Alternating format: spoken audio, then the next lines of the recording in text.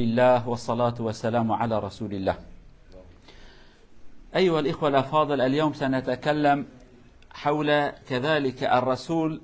كيف كان يذكر ربه في اليوم والليلة،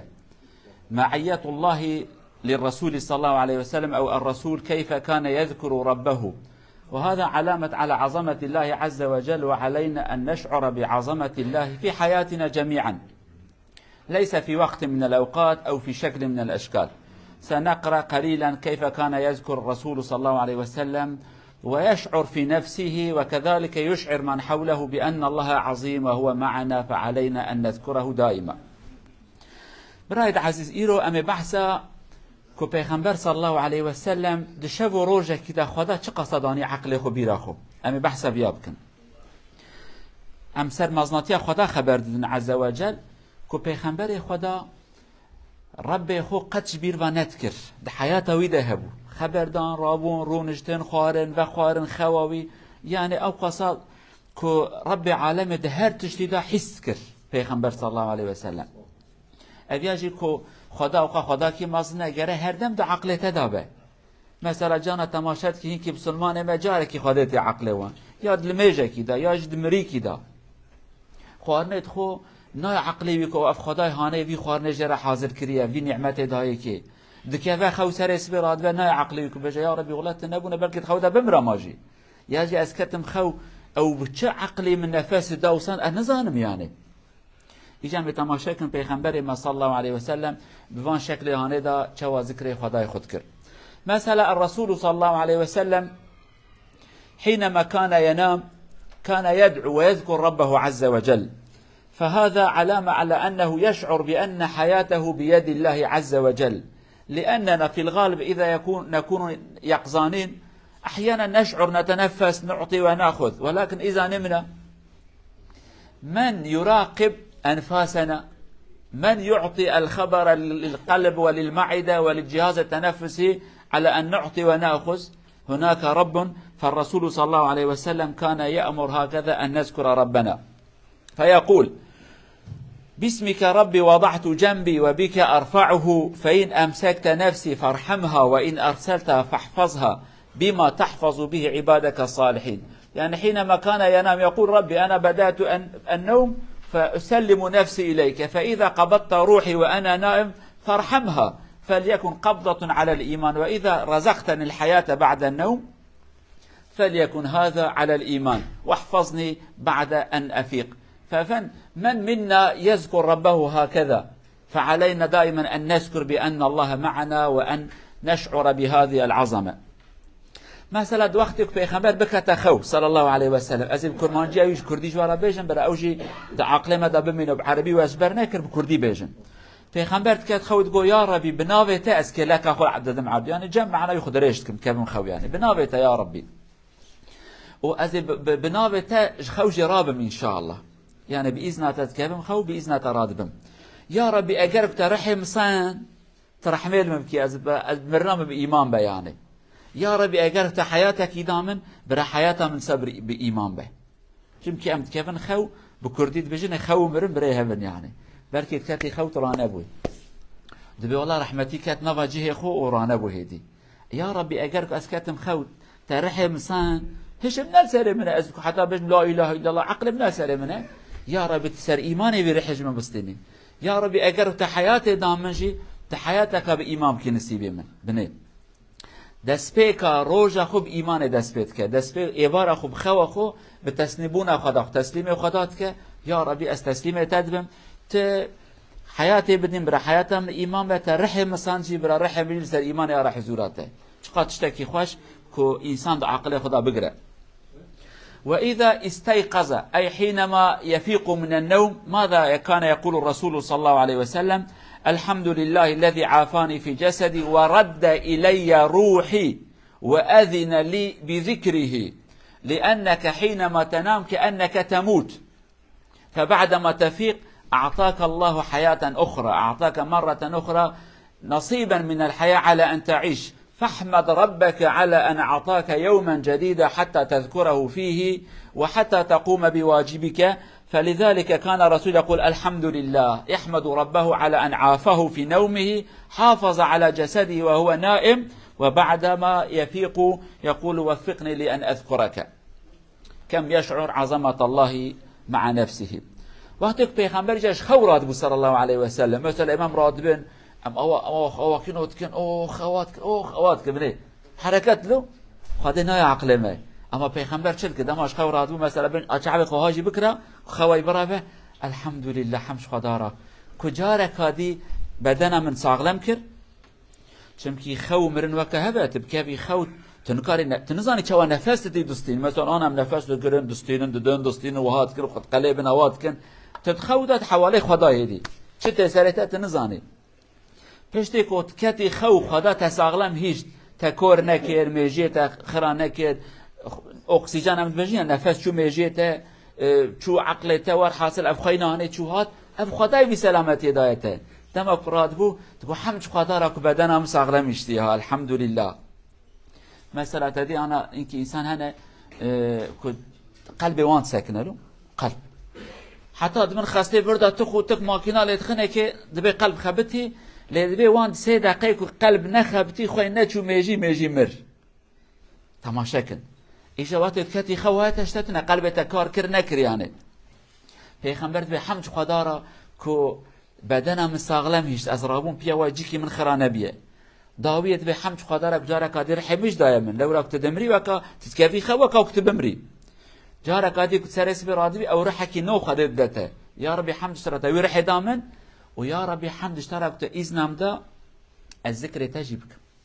واذن لي بذكره اذن دا الذكر تبكم ابي تبت خويدا ها پیغمبر او ذکر خدا ذکر دکت خو حتی رادبو هر مازناتی خدا حمد و شکر خدا. یعنی ای مسلمان خدا عقل خدا نخه خدا دگلته خدا حیات و نفس هدایت تبفرجی عبد خدای تو محتاج نفسك خدای حمد خدای یا ربی الحمد لله تدمشي بيجي الحمد لله ترونشتي بيجي الحمد لله. وكذلك الرسول صلى الله عليه وسلم يبدأ يومه بعدما يفيق من النوم كذلك يسأل الله عز وجل أن يرزقه الصحة والعافية حينما يمسي وحينما يصبح. اللهم إني أسألك العافية في الدنيا والآخرة، اللهم إني أسألك العفو والعافية في ديني ودنياي وأهلي ومالي، اللهم استر عورتي. من يقول هذا؟ الرسول صلى الله عليه وسلم. يبدأ اليوم وحينما ينتهي قبل النوم عدا النوم وحينما يفيق كذلك يدعو الله عز وجل على أن يحفظه وأن يستره وأن يعينه وأن يبعد عنه البلايا والمصائب وأن يحفظه وأهله وذريته وعورته. العورة تعلمون الشيء المستور، أي اللهم ما كان مستورا عن الناس فاجعلها مستورا لا يرى الناس عوراتي ونقاط ضعفي. فهذا كذلك كان يقول اللهم احفظني من بين يدي ومن خلفي وعن يميني وعن شمالي ومن فوقي وأعوذ بعظمتك أن أغتال من تحت، أي يأتيني القنابل من تحت، يعني أي احفظني يا ربي من جميع الجهات فأنت الحافظ وأنت الساتر. پیغمبر صلى الله عليه وسلم يقول روجا خود اسبيت كرش خورا بو الصباح خلاص بو يا ربي تقول اشتات خوازم سلامتي بدين سلامتي مزانن چیه يعني بلا و مصيبت نيني يا ربي تم بارزي پاراست معنا محافظه کن، یا ربی تم محافظه بکی، سلامتی بدی من، خوشی بدی من، عافیت بدی من، درد و کلا ندی من. یا ربی جپیش بلا نین سری من، جپارا بلا کی نی سری من. یا ربی جراست دا یمین راسته، جراست دا بلا کی نی سری من. یا ربی شپ دا بلا کی نه. یا ربی جور دا کبرک سری من کبه. یا ربی دبنم دا بمبا کی نتاقه، يعني اف معنا بتشتبه كافيا. يعني يا ربي تنبستريني خدا جوار اشقات تشتكي خوشه يا ربي. يعني هما يا ربي برا ملائكته تلدورها مبن جبن كنترولات از در نكبن. امانش كرديج برات بيجم برا عقل ما دابه اوان تشتيانش قا تكرار بكن كو وان دعاء پیغمبر گوتيه بلكي بعربي ام نكان ازبر كن يا ربي تم بپاريزي محافظه بك يا ربي ولاج مال اخ دركتم چل پیشم نه نزانم يا ربي يمات الپيشم من سلامتي بيني لدومجي كي چ داوجه من انزانم جانا تشيل پیشي تشكتنش بارا كبرك سركتت كبه ياري تو ايش تزاري حيرت پیش و باش تماشات کیش راست و چپ داد تشکیل تلتت کون. یعنی یا ربی همش چار آریدتن بپارزی تم محافظه بکی تو بلا و مصیبت ندیمه. مثلا الرسول صلى الله عليه وسلم حينما يأكل وينتهي، يأكل يبدأ بسم الله، وحينما ينتهي الحمد لله الذي أطعمنا وسقانا وجعلنا مسلمين. أي حينما ينتهي من الأكل كذلك يشعر بعظمة الله، بأن الله هو الذي هيأ له هذا الطعام ورزقه من غير حول منه ولا قوة، ووفقه لأن يأكل ويهضم وينزل هذا الطعام إلى المعدة، وبعد المعدة كذلك نحن لا ندري ماذا يحصل غير الله عز وجل، ما يذهب إلى الأعصاب وإلى العروق وإلى الدورة الخارجية لا يعلمها غير الله عز وجل. كان هكذا دائما يشعر بعظمة الله ويذكر نعمة ربه ويحمده على نعمه. مثلا پیغمبر صلى الله عليه وسلم وقتی خواردنت خوار، مثلا نورمال هم سر کرد خو بیجن خواردنت خون گلک شما تیر خون به اوخ متیر خوار اوخ کی بیجن اوخ چقا خوش بو. پیغمبر ندگو اوخ، الجماعه امام كهبي قلتو اوخ معناه الحمد يا بكردي قلتو تدريش اوخ يعني الحمد لله لو شدل متى يعني اجا ور حاست خواردنت خوي پیغمبر خواردنت خورد گو حمد جو خدای را کنان و آف دامن حمد خدای را او گنم ام تخم بنی عرض داره گنم خدا جوار از خدای نبد کی گنم درد خد که داره کی و مازند که یا جیت چیکر او خدا که عقل نده اف گنم تدبید آشت که هذیر آر و نان دخید دفع عقل دایته تداوی تندور نان شد کی او داوی دران کی دایته تپید جوی چق جوی او کی وی معده هانه او اف معده جی کو خدای نبه والله ام تشکی میده فهم ناکن کداد چه معده چه گرچکا چه نظام خاینه چه توالته خدا بخاین تر کس کی نزانه لوما پیغمبر گو حمد خدای را کو خواردن اج دائمه آویج دائمه و حمد خدا را کو ام بونه مسلمان شی چقدر تشتکی خوشه یعنی هر دم برا خدا د عقل مده و خواردن خوار دوسا کو بشن اوخ بشن الحمدلله حمد خدا را الحمدلله زاروک یغفر بکن سر خواردن رونشتن بخم بیران بنه خدا بی نعمت دائمه خدا نبا کی بی تشتج عدد کاره در خود که عدد و قدیتیت تشتکی خانج عدد در که و خدا در خیانه داره کی سیو کی پرتقاله کی موزه کی تشتکی خدا نبا جوی داره کو حشک دار آنا بیا داره سر کی که سر ما بشکه تدنر جوی داره آنه گوز درتن جوی داره آنه موز درتن جوی داره پرتقال درتن جوی سیو درتن ای خدا نبا جوی تشته بیرح چا تشتکی خوش چد بیان خداه لما پیغمبر حمد و شکر خدایت کرد. كذلك حينما كان الرسول ينظر إلى الهلال القمر يعني اللهم أهله علينا باليمن والإيمان والسلامة والإسلام ربي وربك الله، هكذا يحمد الله على خروج الهلال. إذن كلما كان الرسول ينظر إلى شيء يحمد الله عليه، يشعر بأن كل شيء في الكون يسبح بحمد ربه، وكل شيء في الكون له علاقة معنا يستفيد ويخدمنا. الله عز وجل خلق أمورا كثيرة في الكون لخدمة الإنسان، وخلق الإنسان ليخدم ربه ليعبده. فحينما ننظر إلى ما جعلها الله مسخرا لنا فعلينا أن نحمد الله الذي سخر لنا هذه الأمور. مثلا پیغمبر دماغ هیوه بی تهیف ما اجاره کی درته یا ربی دگوت وی هیوهانه بخیر و خوشی سر مرا درخی یعنی هیوه کا نوبه مهکا بخیر و سلامتی و خوشی به. پیغمبر چی ما وانتش داد گفت؟ پیغمبر لورا دزانه بو خدا هر تشت وی کائنات دا چکریه خدمت انسانات کن تا فایده وید گیجه ما آنا مثلا هیوهانه که دور بونه بلکی باتا سرمه نیز بونه بلکا دی باتا سرمه اغروش های روش اغروش آنه چند سانتیم ورده چند سانتیم ویدا بونه یا دنیا بشوتیا یا دنیا ببونه جمد مش هر دیا یک باران عور عرد هر تشتکی خدا بسانتین به حساب کی چکریه. پیغمبر دم اقوانا دید گفت خدا وانا تف دست خدا دانه خدا واناش بونه می چکره کاس حمد خدای خنکم از نانکورم و نانکور زانم کردی چه اوی کو شکر خدا ناکن یعنی بکردی به نانکور اوی کو قنجی کلیت کی نبه مالات آوا یعنی نبه زور سپاس ایجا گوا کوها به هم نانکورن ام انسان شکر خدا ناکن. پیغمبر صلی الله علیه و سلم شکر و حمد خدای خود کرد یعنی یا ربی الحمدلله تا وانا دای من استجبیر واناکم